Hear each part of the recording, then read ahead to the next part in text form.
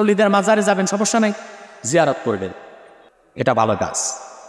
অনেকে মনে করে মাজার আমি যদি শিরিক না করি অসুবিধা কি? হ্যাঁ, অসুবিধা আছে। শিরিক না করলেও সেইখানে ভিড় ভাড় করা বিদআত। আর মাজারে গেলে আপনি যাওয়ার সঙ্গে সঙ্গেই বেঈমান হয়ে যাবেন। অনেক জায়গায় আছে দেখবেন লাল সাল্লাদি ইয়া উঁচু করা। সাইয়েদনা আলীকে মদিনায় বিষ্ণুনবী পাঠালেন আর বললেন, যত উঁচু মাজার দেখো ভেঙে মাটির সাথে গড়িয়ে দাও। কবরস্থান উঁচু হবে না, কবর হবে সমান। এটাকে সেফটি দেওয়ার জন্য, সিকিউরিটি দেওয়ার জন্য আপনি চারদিকে সিম্পল বেড়া বা দেয়াল দিতে পারেন, যাতে গরু ছাগল যে এই কবরের অসম্মান না করে। আমরা আশরাফুল মাখলুকাত, আমরা বেঁচে থাকলেও যেমনি সম্মান আছে আমাদের, মরে গেলেও সম্মান আছে না নাই? এজন্য কবরকে সিকিউরিটি দিতে হবে। কিন্তু গম্বুজ বানানো যাবে, লাল সালো দেওয়া যাবে, মাজারে আগরবাতি দেওয়া যাবে, মোমবাতি, মশারি। অনেক মাজারের উপরে লম্বা মশারি টাঙান, আছে না নাই? ওর বাবারে মশাই কামড়ায়, কত বড় ডাকাত। তো মশাই যদি নিচ থেকে তাড়াইতে না পারে, ও তোমারে কি করবে? কথা বলেন। মশা তাড়াতে পারে না নিজের গা থেকে, তোমারে কি বাঁচাবে? দেখবেন যে লোকটা মাজারে মশারি দেয়, ওর বাবার ডেঙ্গু জ্বর, ওর বাপের মশাই খায়, ওর মারে মশাই খায়। গোটা বিশ্বের সবগুলো আল্লাহর ওলি যদি একটা গ্লাসের পানিতে ফু দেয়, আর আপনার মা যদি আপনার মাথার মধ্যে হাত বুলিয়ে দেয়, আপনার মা যদি আপনার বুকে একটা ফু দিয়ে দেয়, সব পীর সাহেব একদিকে, মায়ের দোয়া আরেকদিকে। মায়ের দোয়া মুহূর্তে আবার আল্লাহর আরশে পৌঁছে যাবে। সব সময় বিপদে আপদে কার কাছে যাবেন? আপনার বিপদ দূর করতে পারে কে? আপনারে অসুস্থ থেকে সুস্থ বানিয়ে দিতে পারে কে? মনের জ্বালা যন্ত্রণা মিটাতে পারে কে? আল্লাহ ছাড়া কেউ পারবে? কোনো মুফাসসিরে কোরআন আপনারে বাঁচাতে পারবে? কোনো আল্লাহর ওলি বাঁচাতে পারবে?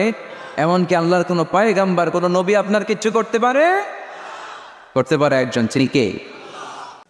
কোনো মানুষ মারা গেলে, কোনো মুসলমান মারা গেলে তার কবরে যাওয়া, তার কবরে জিয়ারত করা এবং সালাম পেশ করা, শান্তির দোয়া করা, এটা আমাদের নবী সাল্লাল্লাহু আলাইহি ওয়াসাল্লামের শেখানো সুন্নত আমল। এটা করা সওয়াবের কাজ। মাজার মানে যে জায়গা জিয়ারত করতে যায়, অর্থাৎ কবরস্থান, সকল কবরস্থানই মাজার।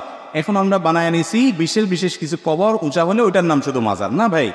যত কবর আছে মানুষ জিয়ারত করতে যায়, এই সকল কবরই যেগুলো মানুষ জিয়ারত করে সেগুলো সব কি হয়ে যায়? মাজার বলা যায় সেগুলাকে। এটা হলো মাজারের অর্থ। তো মাজারে কবর জিয়ারত করতে যাবেন, মাজারে কোনো ওরস করতে যাবেন না। ওরস শব্দের অনেক ব্যাখ্যা বিশ্লেষণ আছে, সেটা নিয়ে এখানে আর দীর্ঘ আলোচনায় যাব না। আমরা শুধু এটুকু বলি, আমরা কবরে যাব জিয়ারত করতে, কবরে কোনো দোয়া করতে যাব না, কবরওয়ালার কাছে কিছু চাইতেও যাব না, কারণ কবরওয়ালার কিছু দেওয়ার কোনো ক্ষমতা নাই। আমরা চাইবো আমাদের মালিক আল্লাহর কাছে। কবরওয়ালা যার কাছ থেকে চেয়ে নিয়েছেন আমরা সেই জায়গায় চাইবো, আমরা লোকাল জায়গায় যাব না। তাছাড়া তার দেওয়ার ক্ষমতাও নাই। সেখানে কিছু চাওয়া তার কাছে, তার কবরে ইবাদত করা, দোয়া করা, এটা শিরক। সেজন্য এটা করা যাবে না।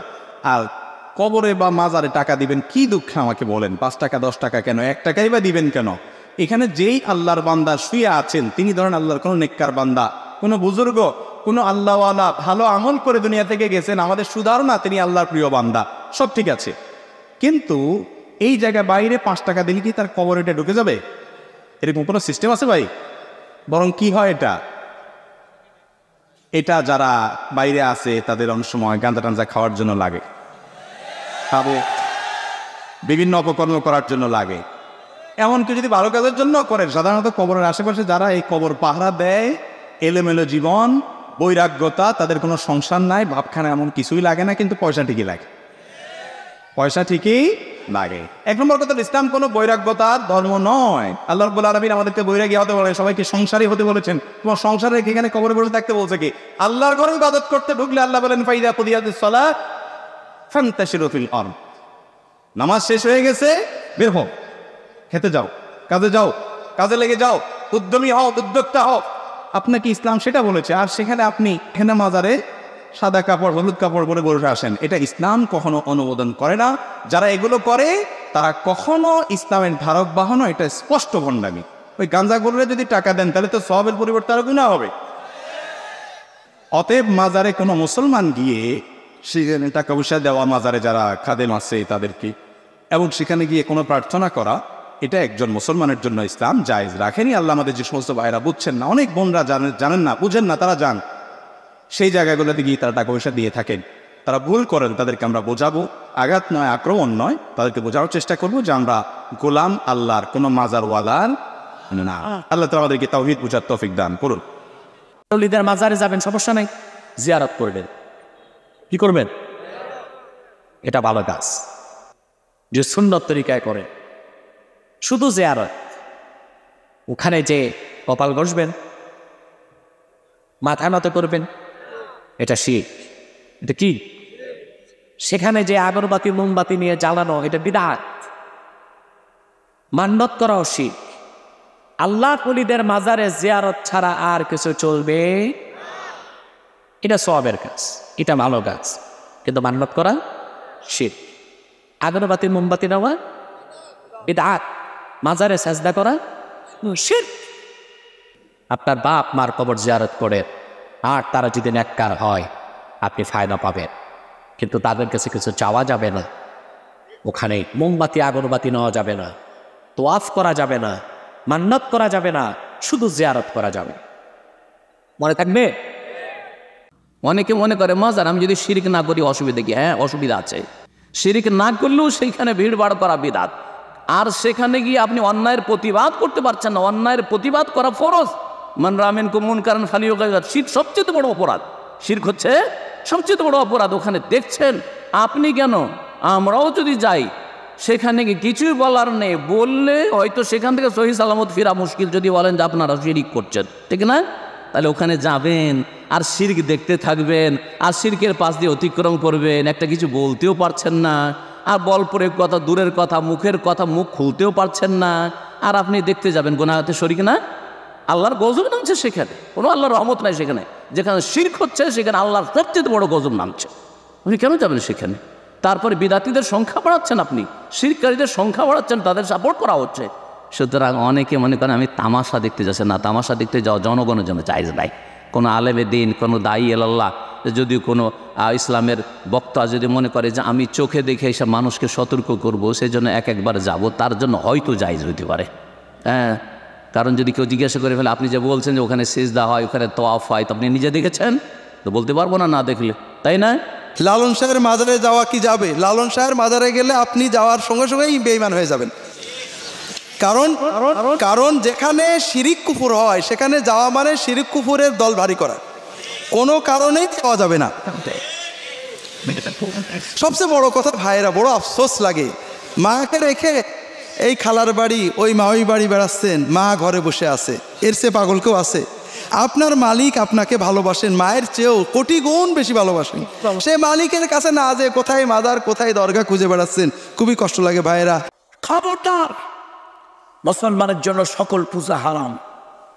কবর পূজা, মাজার পূজা, পীর পূজা, গাছ পূজা, মাছ পূজা, দরগা পূজা এবং দুর্গা পূজা। সেই টাকাটা মাজারে দেবেন। আচ্ছা, মাজারে যে লোকটা শুয়ে আছে উনি আল্লাহর একজন অলি, আমি বিশ্বাস করি ভিতরে শুয়ে আছে আল্লাহর একজন অলি। এই শীতের রাত্রে তিনি কি চা খাবেন না কফি খাবেন? কি খাবে? তো তারে টাকাটা দিয়ে লাভ কি? আমার এলাকার কথা শোনেন। আমার এলাকায় একটা লোকরে আমি দেখি নাই, তো আমি একজনে জিজ্ঞেস করলাম কাকা ওকে? এ বাবা তুই চিনিস নাই? আমি না কাকা চিনি নাই। সত্যি তুই চিনিস নাই? আমি না কাকা চিনি নাই। তো কারে তো আমাকে ছেলে। বললাম কাকা এত বছর ধরে আমি দেখি নাই, তো 28-30 বছর বাহিরে। বলে হ্যাঁ অনেক দিন পরে আসছে। কাকা ছিল কোথায়? কয়ে সে বিভিন্ন মাজারে মাজারে বাতি জ্বালা আসছে। আমি বললাম কাকা সে অমকের ছেলে না, অমকের ভাই না? বলে হ্যাঁ। আরে ওর বাপ মা ঘরের মধ্যে যেটা ছিল এমন অনেক রাত গেছে, আমরা গ্রামের মানুষ দেখেছি। ওর বাপের মায়ের ঘরের বেলা রাতের বেলা একটু বাতি কুপি, আমরা কুপি বলি ওই যে কেরোসিন গ্যাস, কুপি ধরায় দেওয়ার মতো একটা মানুষ ছিল না। যার নিজের বাপ মা জিন্দা বাপ না, ঘরে বাতি জ্বালায় দেওয়ার কোনো লোক নাই, কেউ নাই, তার ছেলে গিয়া মাজারে মাজারে বাতি জ্বালায়। ও যদি নবী মুহাম্মদ সাল্লাল্লাহু আলাইহি ওয়াসাল্লামের কবরে বাতি জ্বালায়, আল্লাহর কসম নাফরমানি করেছে, কোনো সন্দেহ নাই। মাঝে মধ্যেই ড্রাইভার বলছে কন্ট্রাক্টরকে মাজার পেলে 10টা টাকা দিও। কেন? তার মাথায় কাজ করছে মাজারে 10টা টাকা দিলে গাড়িটা অ্যাক্সিডেন্ট হবে না। তার ধারণায় ভালো কাজ। সন্তানাদি হয় না, মনে করছে মাজারে একটা গরু ছাগল দিলে সন্তান হবে, তার ধারণায় ভালো কাজ। তাহলে মানুষ শিরক করছে ভালো মনে করেই। এই শরীফটা এখন দুর্বলভাবে ব্যবহার হচ্ছে, মাজার শরীফ বলছে, মাজার শরীফ। ও তো কবর, মানুষ মরে গেছে, মাটি দিয়ে যায়, মিটে গেছে, শেষ। কবর ঘেরতে হবে, পাকা করতে হবে, এটা আল্লাহর নবী খুব কঠোরভাবে নিষেধ করেছে। এবং যত পৃথিবীতে উঁচু কবর আছে, কেউ যদি ভাঙতে না পারে, ঈসা আলাইহিস সালাম যেদিন আসবেন সেদিন ভেঙে দিবে। কোনো উঁচু কবর থাকবে না, কোনো শুক্র সোর থাকবে না, কোনো মূর্তি থাকবে না, সব ছবি মূর্তি পৃথিবীর ভেঙে দেওয়া হবে। আপনার কবর উঁচুগুলো ভেঙে দেওয়া হবে, সেটা ইরাকে হোক আর ইরানে হোক আর বাংলাদেশে হোক, যেখানেই হোক না, সেটা বড় হুজুরের হোক আর মেজ হুজুরের হোক আর ছোট হুজুরের হোক, যারই হোক, বলে টিকবে না, যেহেতু মোহাম্মদ সাল্লাল্লাহু আলাইহি ওয়াসাল্লাম না করে দিয়েছে।